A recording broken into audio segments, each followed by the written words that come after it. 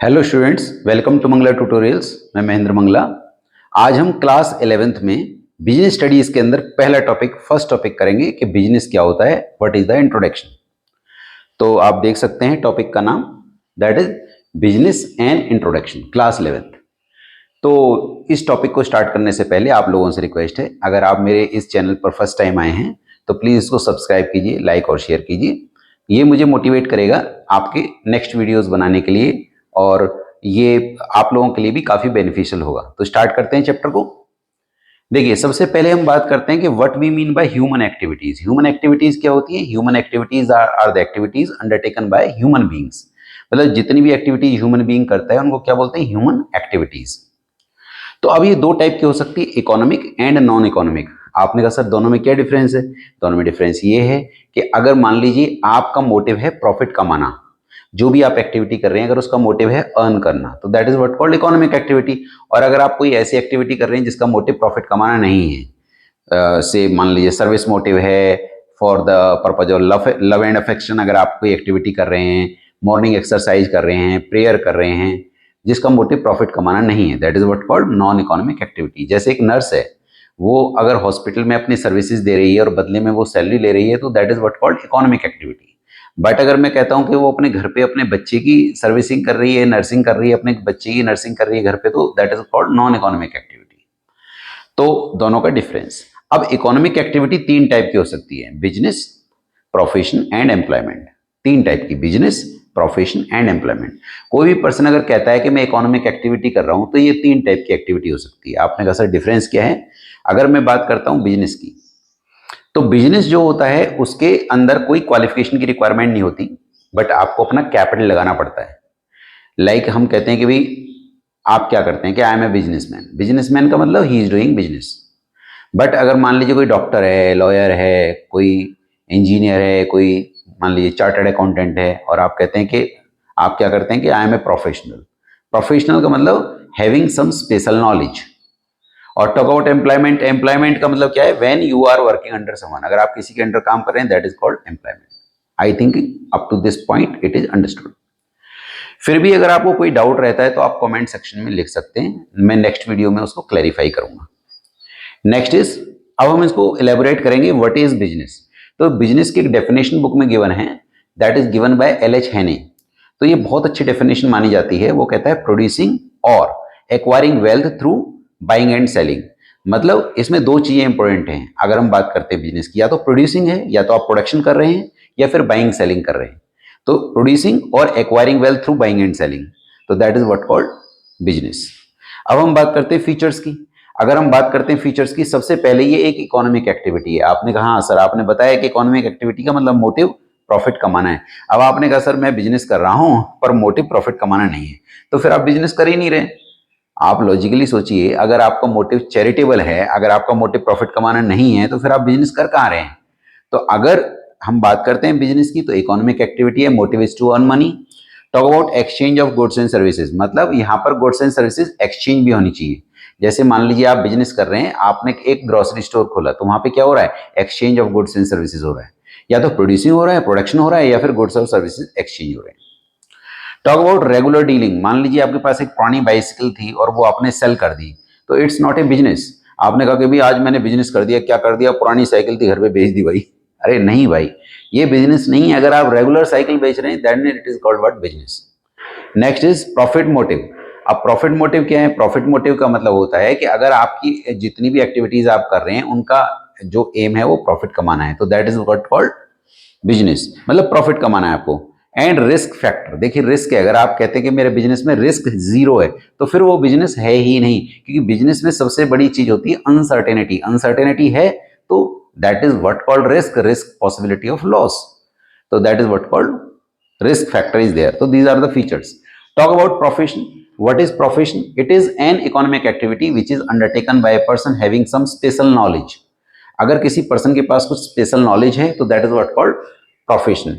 इसके लिए एक पर्टिकुलर डिग्री की रिक्वायरमेंट होती है। तो मीनिंग मैंने आपको क्लियर कर दिया। एक profession, it is an economic activity which is undertaken by a person having some special knowledge.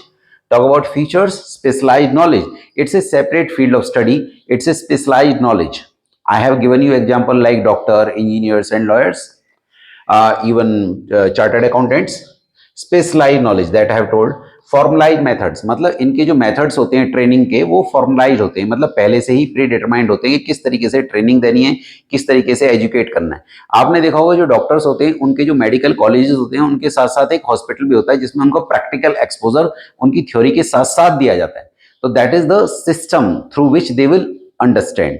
आपने देखा होगा कि आपने सुना होगा कि जैसे एडवोकेट्स जो अपना कोर्स कर रहे होते हैं तो उनको मूट कोर्ट्स का प्रैक्टिस कराया जाता है। मूट कोर्ट का मतलब होता है एक नकली कोर्ट जहां पर वो केसेस लड़ते हैं, तो थ्योरी के साथ साथ वो अपना प्रैक्टिकल एक्सपोजर लेते हैं। That is what called formalise methods. Chartered accountant की बात करें तो थ्योरी के साथ साथ उनको आर्टिकलशिप करनी पड़ती है किसी चार्टर्ड अकाउंटेंट के अंदर, तो that is something what called practical exposure theory के साथ। तो फॉर्मलाइज मेथड्स हैं। प्रोफेशनल एसोसिएशन है, जितने भी प्रोफेशंस हैं उनकी एक काउंसिल होती है। Talk about medical field, that is medical council of India, for law it is bar council of India, for CA it is institute of chartered accountants of India. तो different professions have their specialised, like we will say professional associations. Code of conduct, they have to take oath while taking the degree के वो एक particular code of conduct को follow करेंगे, and अगर वो इसको avoid करेंगे तो then some strict actions will be taken by the association or by the council. Talk about employment. अब देखिए एम्प्लॉयमेंट बहुत लॉजिकल है, अगर आप किसी के अंडर काम कर रहे हैं that is what called employment. अब जैसे मान लीजिए डॉक्टर है, वो प्रोफेशनल है, अगर वो अपनी खुद की प्रैक्टिस कर रहे हैं, बट अगर वो हॉस्पिटल में जॉब कर रहा है जहां पे उसको सैलरी मिल रही है तो then it is called what, employment.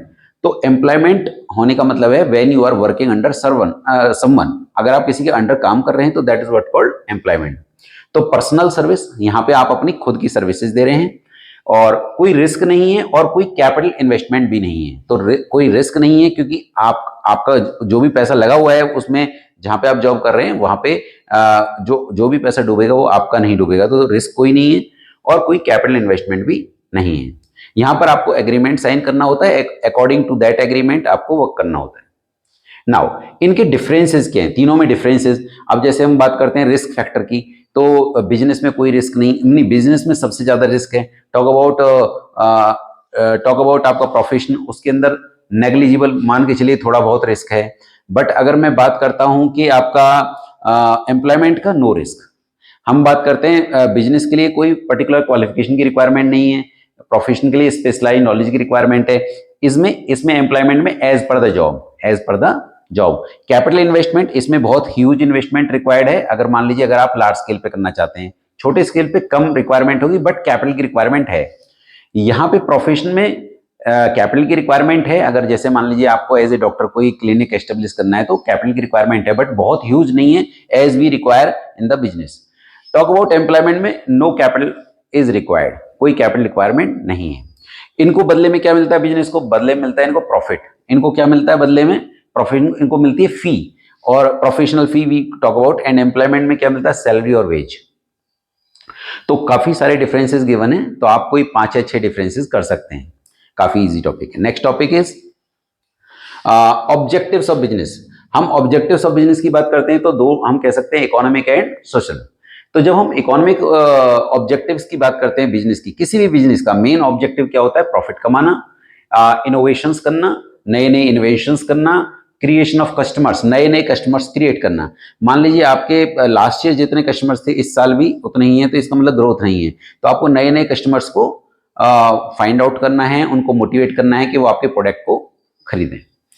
और सोशल ऑब्जेक्टिव्स बहुत सारे हो सकते हैं, जैसे अच्छी क्वालिटी के प्रोडक्ट्स प्रोवाइड करना, रीजनेबल प्राइस पे करना, ठीक है, अडल्ट्रेशन मतलब मिलावट नहीं करना, या फिर अच्छे जिन लोगों ने पैसा लगा रखा है बिजनेस में उनको अच्छे रिटर्न्स देना, या फिर टॉक अबाउट लोगों को जॉब देना, क्योंकि जॉब देना भी एक सोशल रिस्पॉन्सिबिलिटी है बिजनेस की। हमें ज्यादा बिजनेसमैन हमारे कंट्री में क्यों चाहिए, क्योंकि हमारे कंट्री के अंदर मैक्सिमम लोग जॉब सीकर्स हैं। अगर जॉब प्रोवाइडर्स नहीं आएंगे तो then unemployment problem will be there. तो अनएम्प्लॉयमेंट प्रॉब्लम को सॉर्ट आउट करने के लिए अगेन वी नीड बिजनेस। तो that is social responsibility of the business to provide jobs. Talk about protecting environment. देखिए एनवायरमेंट को प्रोटेक्ट करने का काम भी बिजनेस को करना चाहिए, क्योंकि जो बिजनेस है वो सोसाइटी के अंदर वर्क कर रहा है, तो एनवायरमेंट को प्रोटेक्ट करना भी उसका एक सोशल रिस्पॉन्सिबिलिटी माना जाएगा, उसका ऑब्जेक्टिव माना जाएगा। उसको ध्यान में रखना चाहिए कि उसका एनवायरमेंट को पॉल्यूट नहीं करना है। Talk about role of the profit in the business. अब देखिए आप सोचिए कि अगर कोई आप बिजनेस कर रहे हैं पिछले 10-15 सालों से और आपने कहा सर हमें तो लॉसेज में ही जा रहा हूँ, प्रॉफिट है ही नहीं, तो अब आप सोचिए कि अब क्या आपका मन करेगा कि मैं उस बिजनेस को और आगे बढ़ाऊं लॉसेज में? नो। तो इसका मतलब अगर आपको लॉन्ग टर्म में बिजनेस लेके जाना है 100 ईयर्स तक, तो you can go in profits only. तो लॉन्ग टर्म सर्वाइवल के लिए मोर अर्निंग, अब प्रॉफिट्स जो हैं आपको और अर्निंग के लिए मोटिवेट करते हैं। अगर आप प्रॉफिट्स में आ रहे हैं तो आपकी एफिशिएंसी बढ़ जाती है, आपका मोरल बढ़ जाता है, मोरल बहुत ज्यादा बूस्ट होता है। तो उससे क्या होगा, आप ज्यादा प्रॉफिट्स कमा पाएंगे, आपका अच्छा रेप्यूट होगा, आपका रिकॉग्निशन होगा, because those businesses are actually recognised which are in good profits. और इसके अलावा फास्ट ग्रोथ, अगर आपको और तेजी से ग्रोथ चाहिए तो you need profits, okay, you need motivation. तो ये मैंने टॉपिक आप लोगों के साथ डिस्कस किया, जिसमें मैंने डिस्कस किया कि ह्यूमन एक्टिविटीज क्या हैं, 2 टाइप की हैं, बिजनेस, प्रोफेशन, एम्प्लॉयमेंट मैंने डिस्कस किया विद फीचर्स, उनके डिफरेंसेस मैंने डिस्कस किए, ऑब्जेक्टिव्स ऑफ द बिजनेस मैंने डिस्कस किया, और role of the profit in the business मैंने डिस्कस किया। तो होप सो आप लोगों को वीडियो पसंद आएगा। Thank you so much for watching my video.